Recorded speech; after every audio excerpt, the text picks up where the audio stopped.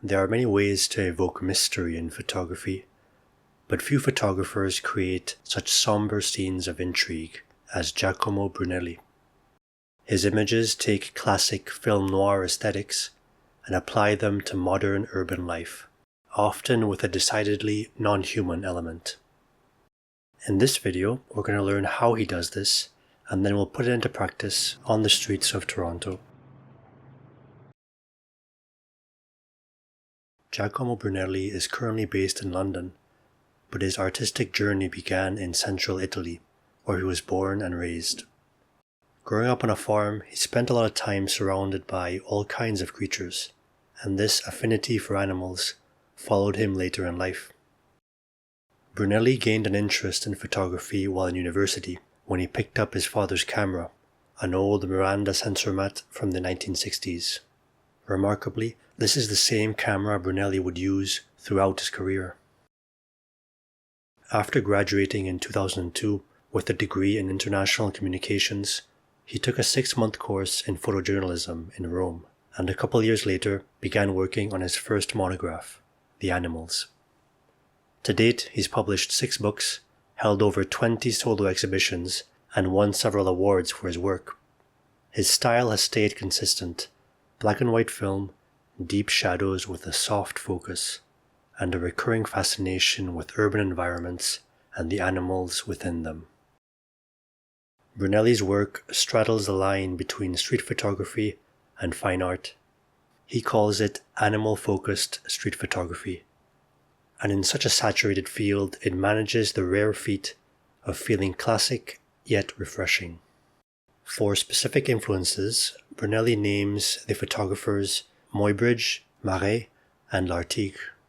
These were all men who were preoccupied with capturing motion, from galloping horses to birds in flight to people at play. And you can see traces of these photographers in Brunelli's work, whether it's the zoological curiosity of Muybridge and Marais, or Lartigue's skill in anticipating dynamic moments. What sets Brunelli apart, however, is the emotionally charged atmosphere of his images. They have an ominous elegance reminiscent of film noir, like an old murder mystery. Animals show up like ill omens, stirring things up or lurking in the shadows. Let's take a closer look at how he creates this unique mood. Brunelli's working methodology is an exercise in simplicity. One camera, one lens, one aperture. This is the camera I use. It's a Miranda from Japan, 1968. It was my father's camera. And I have this, I think it's pentaprism. So you can remove it and you can work like this. Like doing this, yeah. There are 2 features of this setup which have influenced Brunelli's artistic vision. The first is the waist-level viewfinder, which allows him to capture low angles easily. Shooting below the eye line is a common technique to create dramatic shots, but you rarely see this applied to animals. Brunelli often gets on the same level as his subjects, and the result is like seeing through their eyes, entering their world, the world of the animals. It is a dismal dimension, a land of leaden skies and forlorn figures. And part of it is the weather. He often shoots on overcast days or during the early morning light, because searing sunlight would ruin the mysterious mood he's trying to create. Maybe that's why he moved to London. The second factor in creating this mysterious world is the soft focus. And this is because Brunelli often shoots wide open at an aperture of f1.8. The shallow depth of field, with its swirling backgrounds, looks like something out of a troubling dream. Aperture is just one variable in getting background blur. The other is distance to subject. This is another parameter that Brunelli often keeps fixed. He often shoots at the minimum focusing distance, which for these old 50mm lenses is about half a meter. This dovetails nicely with an important element of animal psychology: personal space. Approaching animals puts them on edge, causing many of them to freeze in place while watching you. As you get closer, the tension builds, until you get too close and trigger a reaction. It is at this moment when Brunelli hits the shutter. Just as the subject crosses the plane of focus, Brunelli crosses the threshold of the animal's personal space. And in that very moment, as their hazy features narrow into focus, so too do the scattered impulses in the animal's mind coalesce into two options: fight or flight.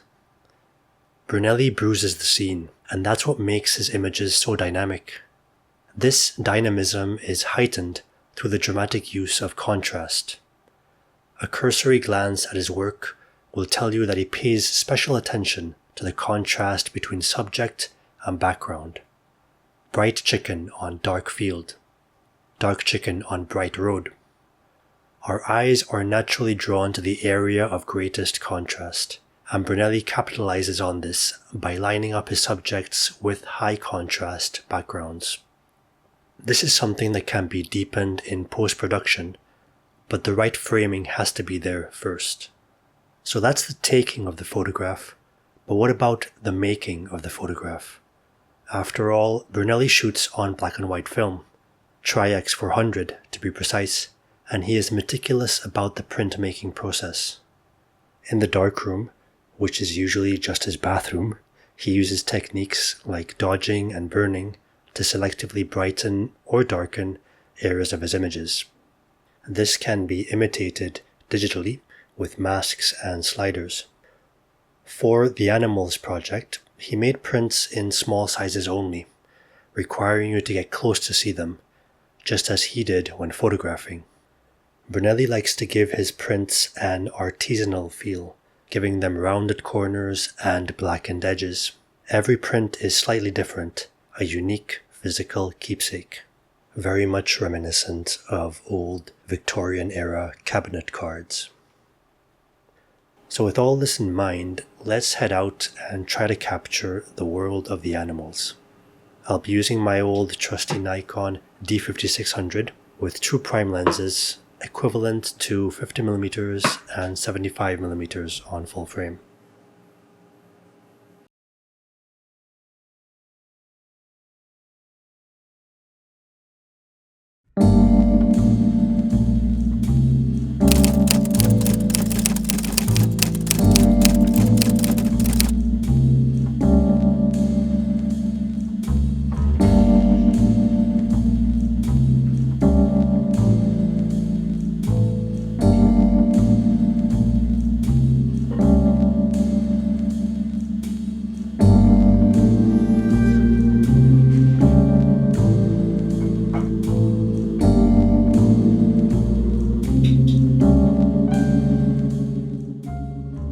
The thing about animals is, once you start looking for them, they start looking for you.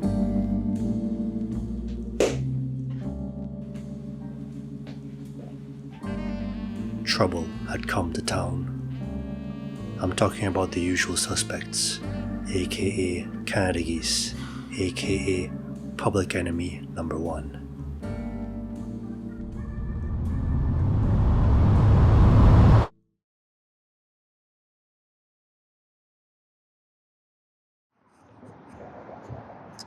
I went to a nearby park to investigate, and there they were, like vegetarian vultures, ready to pick this field clean before moving on to the next.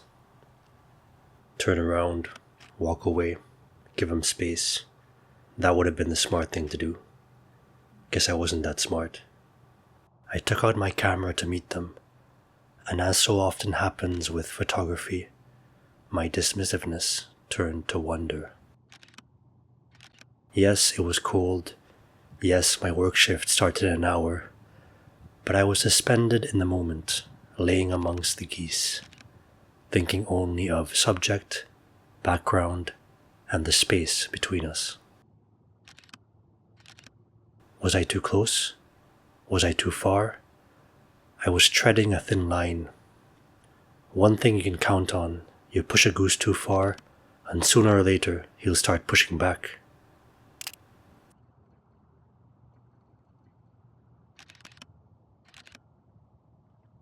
It was a Cold War of sorts. We each had our deterrents.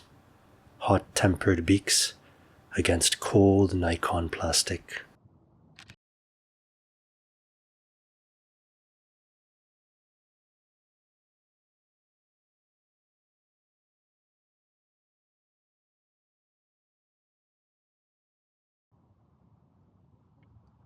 I thought my movements were subtle, but eventually the geese caught on.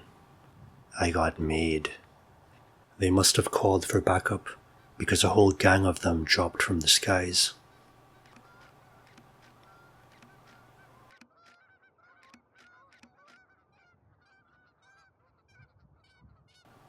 I backed off a bit and took some environmental shots.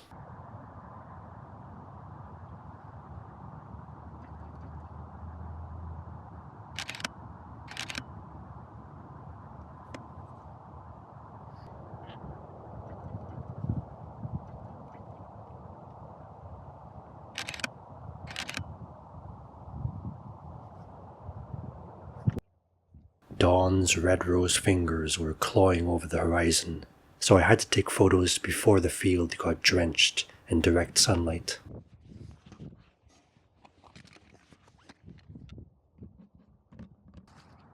Eventually, the sun finished rising and my time was up. I didn't get any fight or flight photos, but sometimes when the geese are stacked against you, you have to know when to fold. I was outnumbered and this was their turf.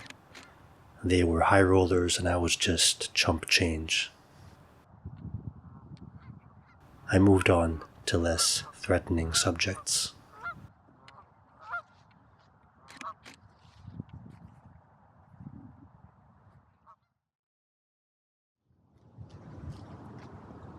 Squirrels were easier to approach.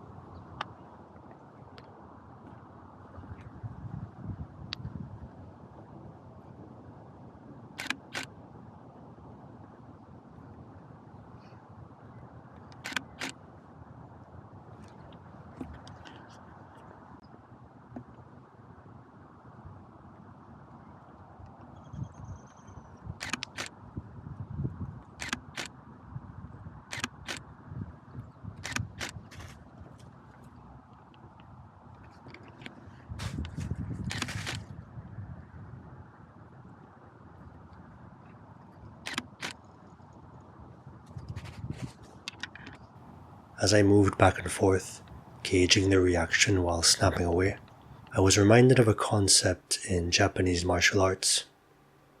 The 3 types of timing, or sen, with an S.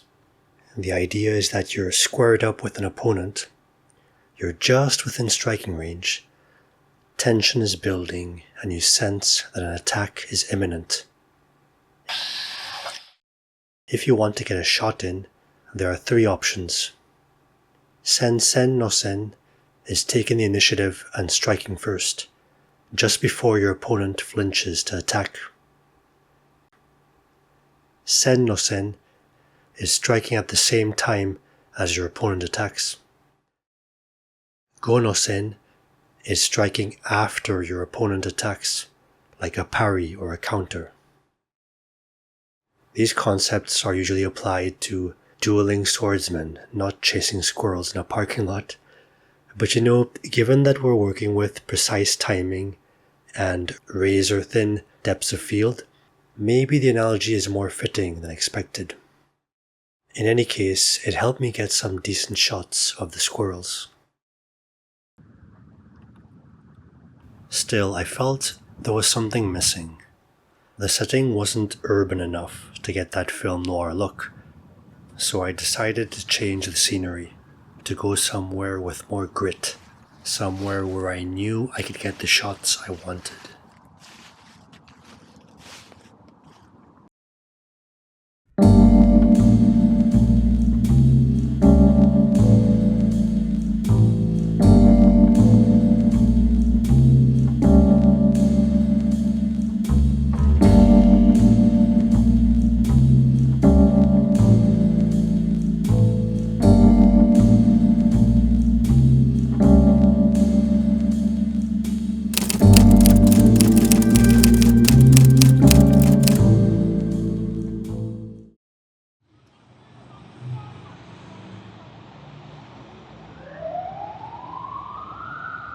I remember it like it was yesterday. It was Remembrance Day. Scores of people were gathered around the cenotaph as dark clouds swarmed overhead. There were others watching from the sidelines, easily ignored unless you knew where to look. These were my subjects. Just me, the camera, and the birds. My options had decreased to a singular course. Get low, get close. Fight or flight.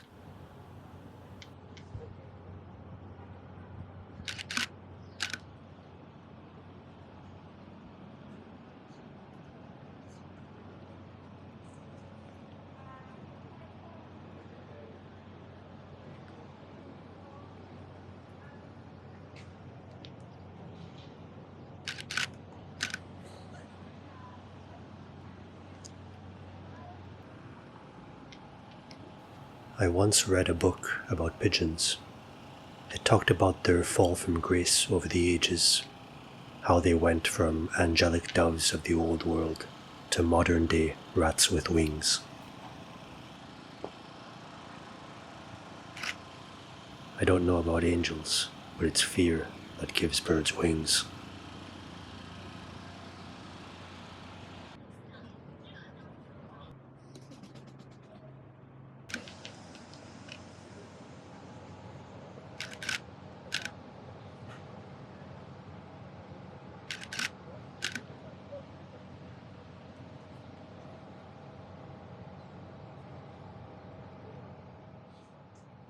A lot of these approaches were hit or miss, but that's just the nature of the game. It wasn't about how smart or how good you were. It was chaos and luck, and anyone who thought different was a fool.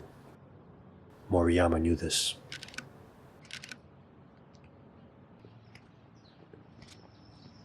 How many tries would it take to get one usable shot? How many tries did Brunelli take to get his images?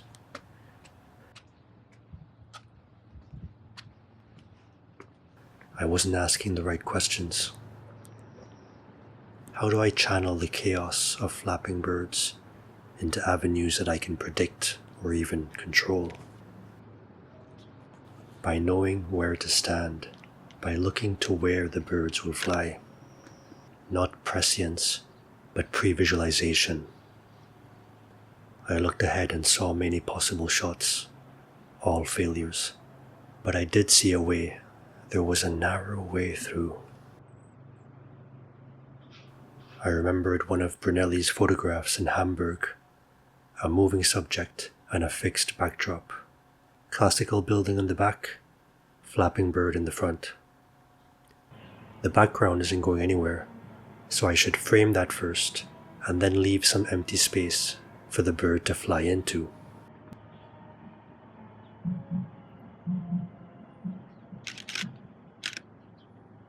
It's fishing for birds.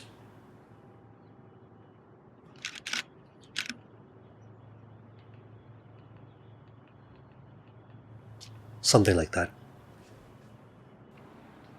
In interviews, Brunelli has mentioned that he also uses the sound of the shutter to elicit a reaction from the animals.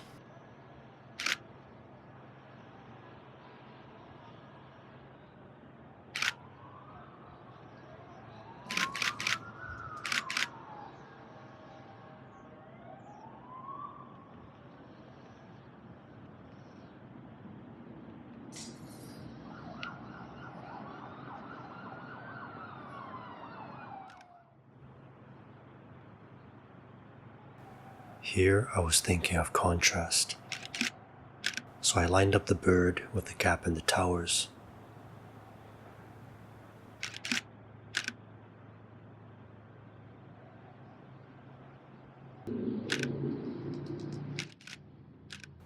Nathan Phillips Square isn't the only place to find pigeons, and I made some attempts in other parts of the city.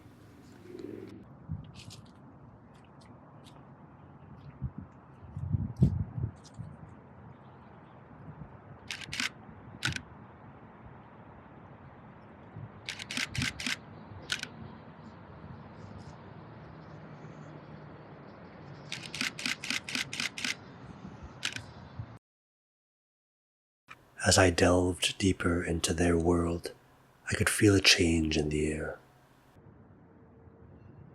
It's as if I had entered into an aspect of Toronto separate from itself, a city of creatures that should not exist by natural law.